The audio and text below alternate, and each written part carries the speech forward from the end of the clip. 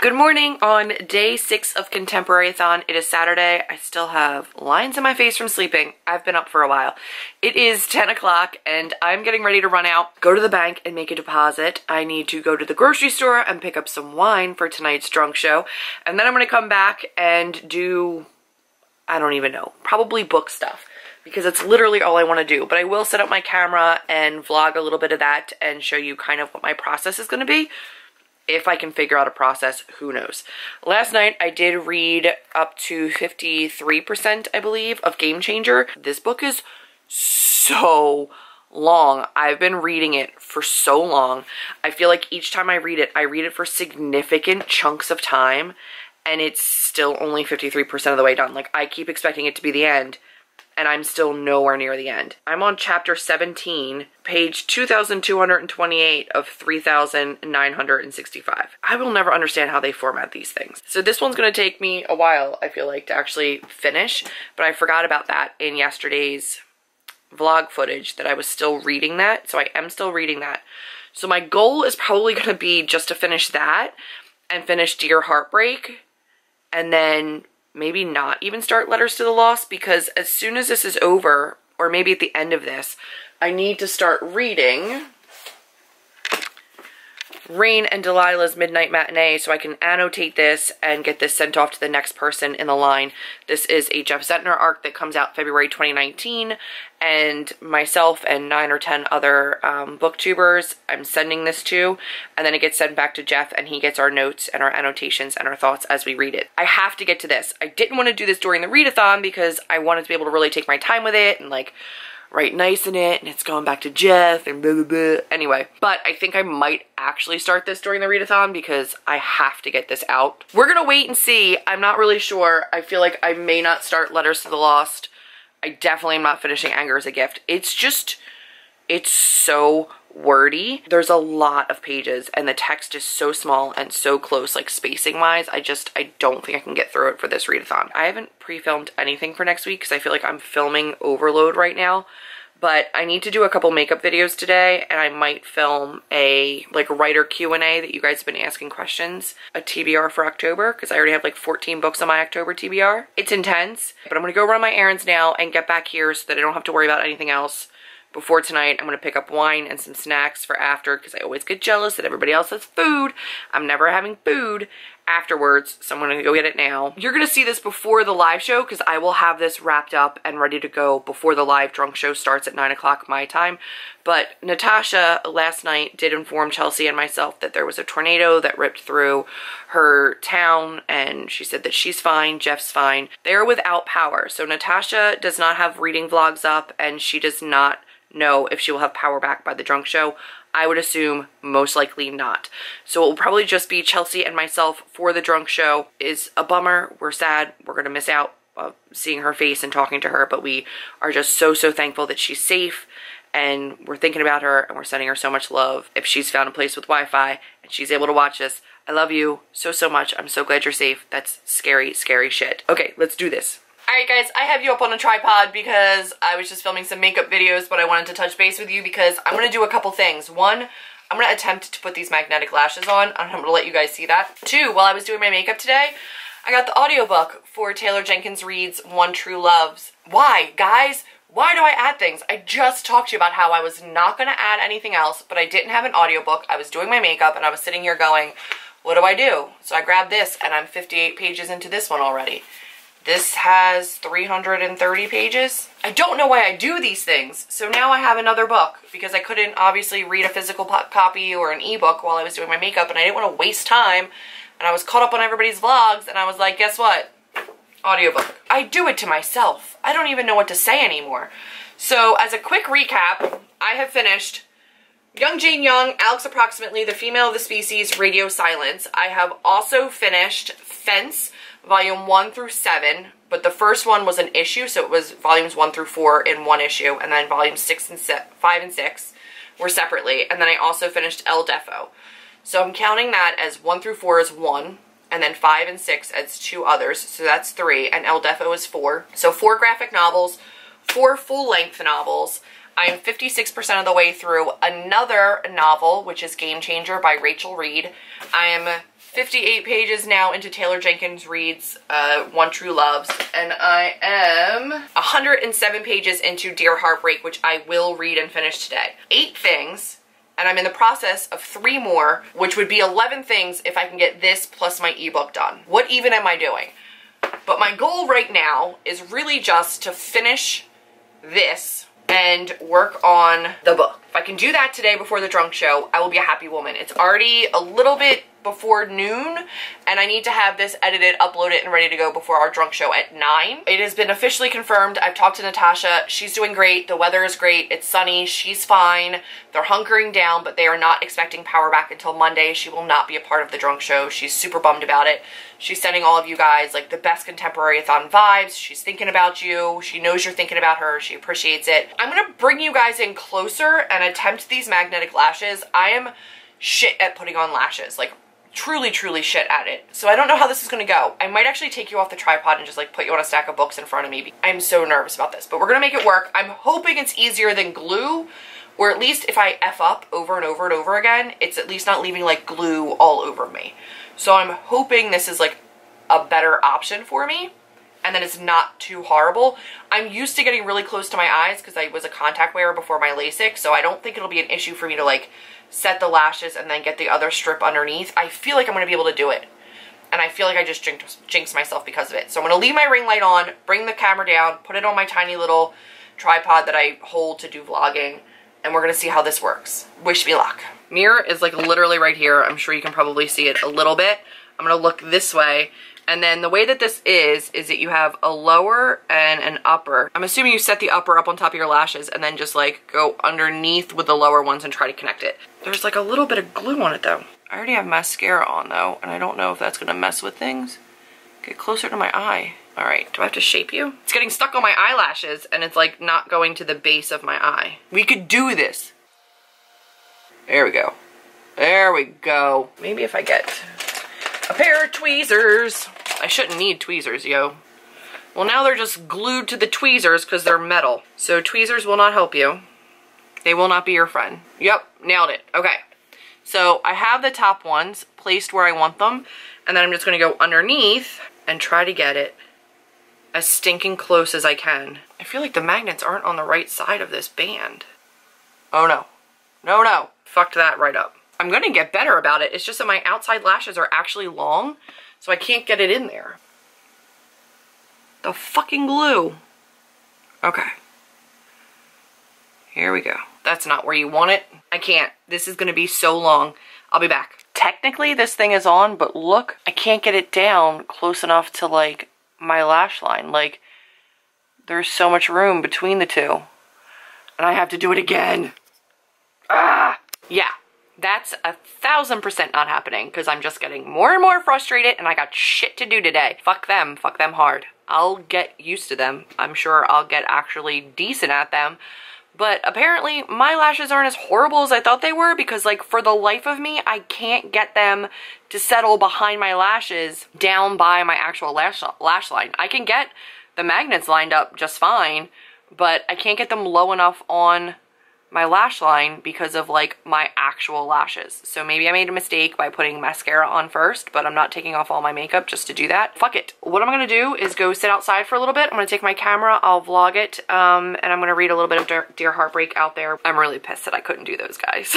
And I'm only gonna give myself about 45 minutes to come in for lunch and then upload some footage and stuff, and we'll figure out the rest of the day.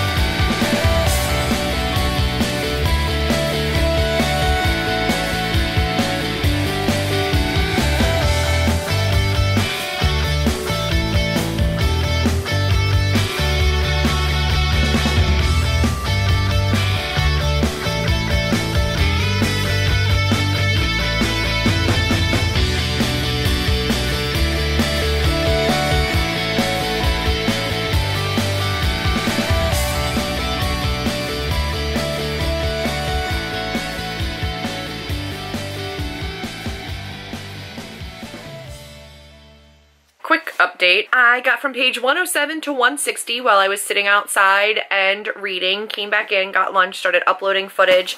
While I was uploading footage, I listened to more of Taylor Jenkins Reid's One True Loves, and I got to page 106. What am I doing with my life? It is 2:15. I am going to edit the footage that I already have for my vlog for today, so that later on I can like upload this a little bit quicker. And then I'm gonna finish Dear Heartbreak, that's the plan. And then once Dear Heartbreak is finished, I'll upload, edit more footage, and then work on my book until it's time for the drunk show. I keep updating you guys on the plan, and then the plan never happens, so I don't know why I bother doing it. I really don't. I am enjoying Taylor Jenkins Reid's One True Loves. I can see why other people like would get super emo about it, especially like Natasha read this right after she got married. Like, I totally get it. That would be like devastating. For me, it's just a cute tale. I'm down with it. This one, I'm finding myself, I don't know if it's just my jaded old age, some of this is really inspirational and really, really cool. Obviously, I've got some tabs, I have some feelings, but for the most part, it's advice about love and heartbreak from teens. And while it's cool to get insight into these authors and some of their past relationship like woes, honestly, a lot of the advice kind of feels regurgitated.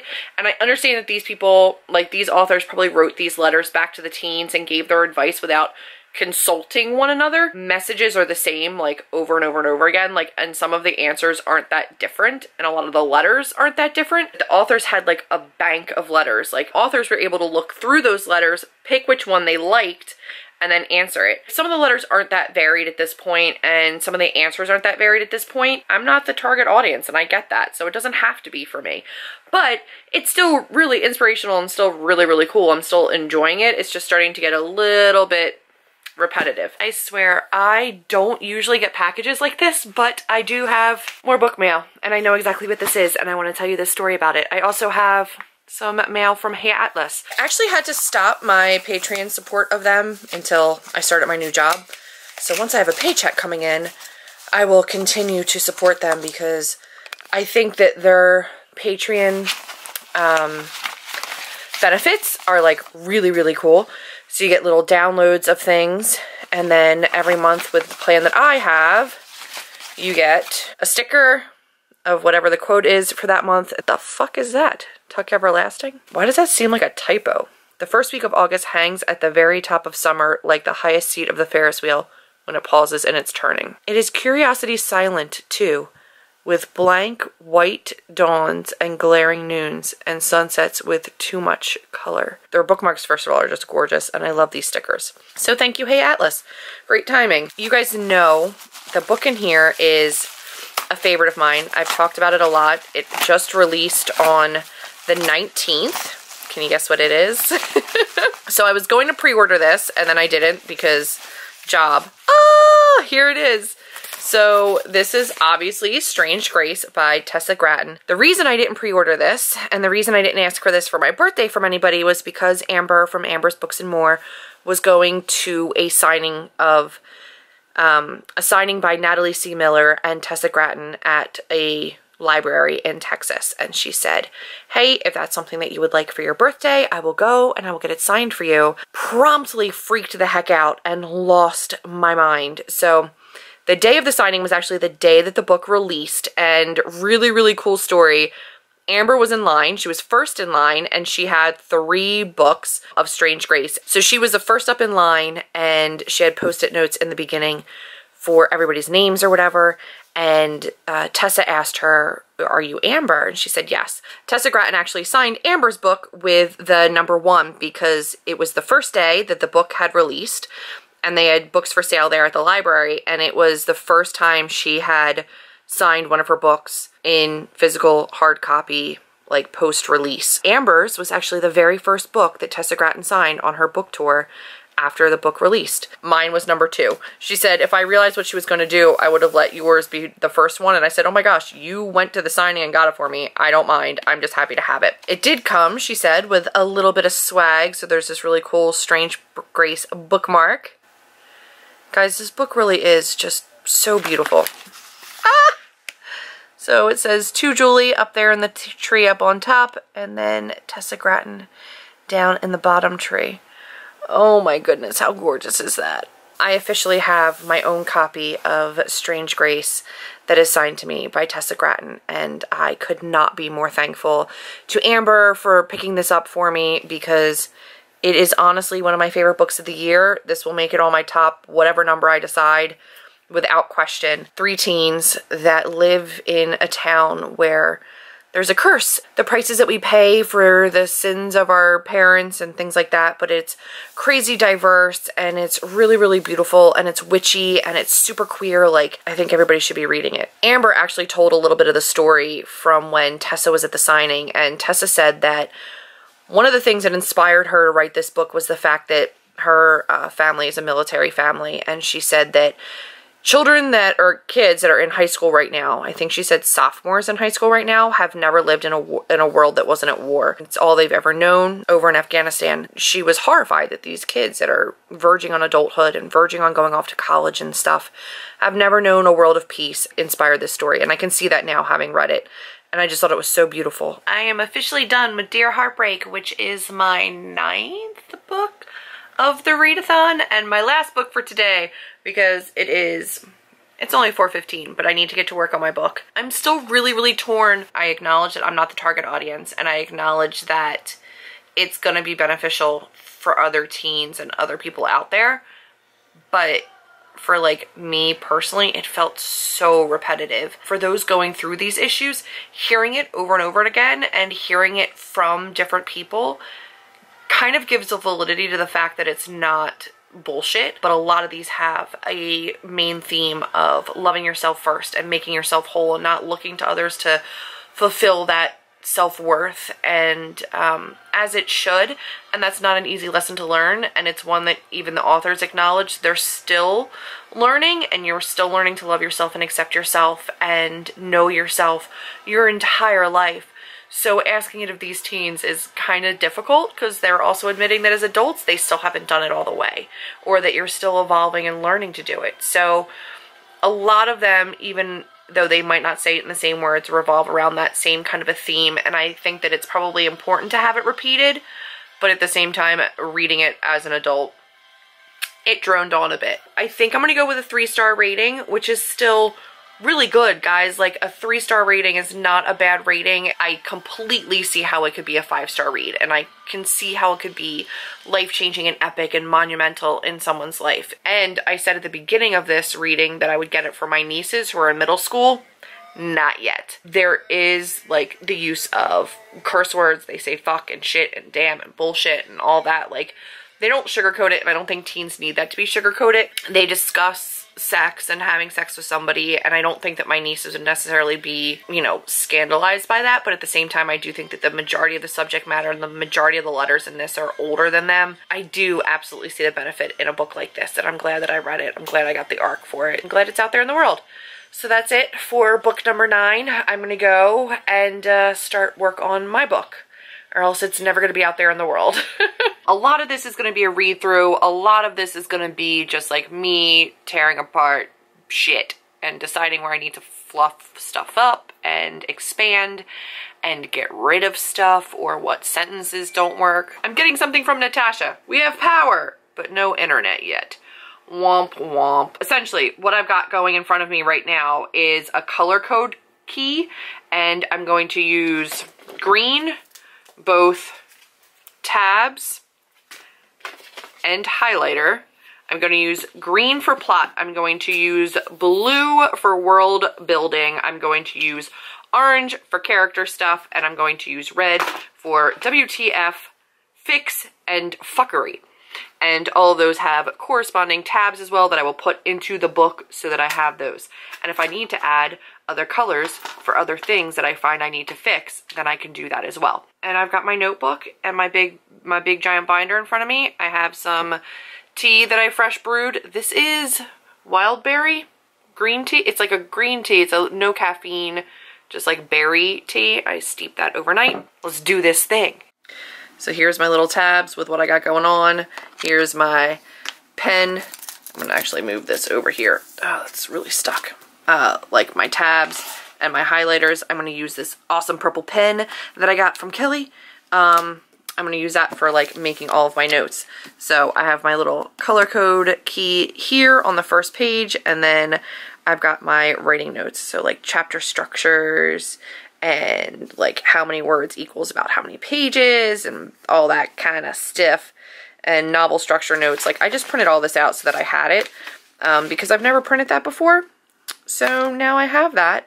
I'm going to go through all of this, and then I'm going to get into the edits, guys. Just there's no a good way to put that. So I'm just going to, I'll vlog, I'll show you a little bit, but it's going to be just me reading and writing stuff. It's not going to be that exciting, but we'll see.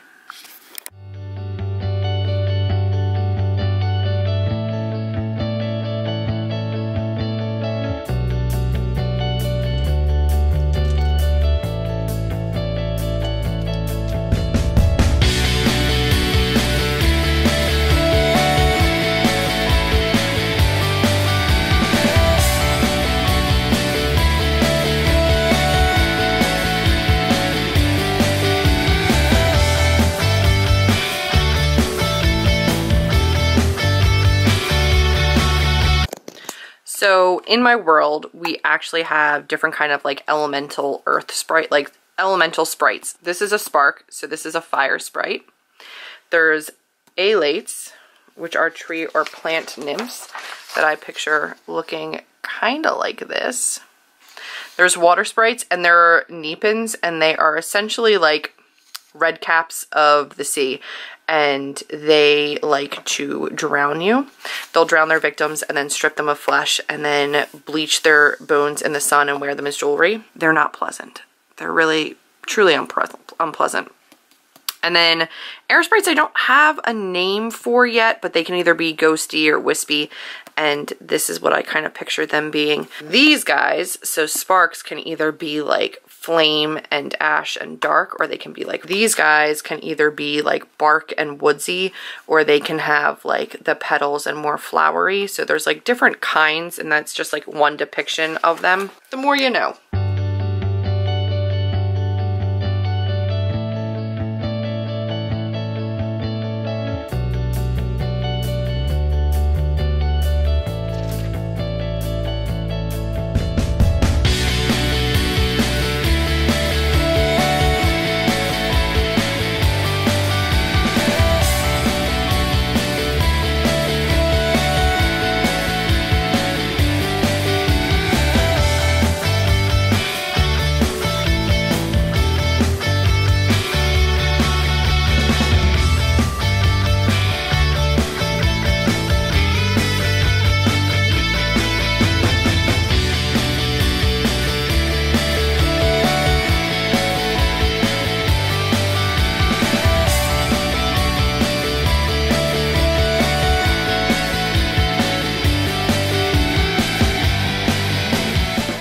Call it quits here and just say thank you for sticking with me through day 6 of ContemporaryAthon. I finished a book, I ran my errands, I've got wine, I've got snacks, Takis, because I'm obsessed with them. I'm excited for the live drunk show. Hopefully Natasha maybe gets Kate, like her internet back, but at the very least, I'm happy to know that she's got power. I'll see you at 9 o'clock. I hope you guys can make it to chat with us in the chat room. Chelsea's channel is linked down below.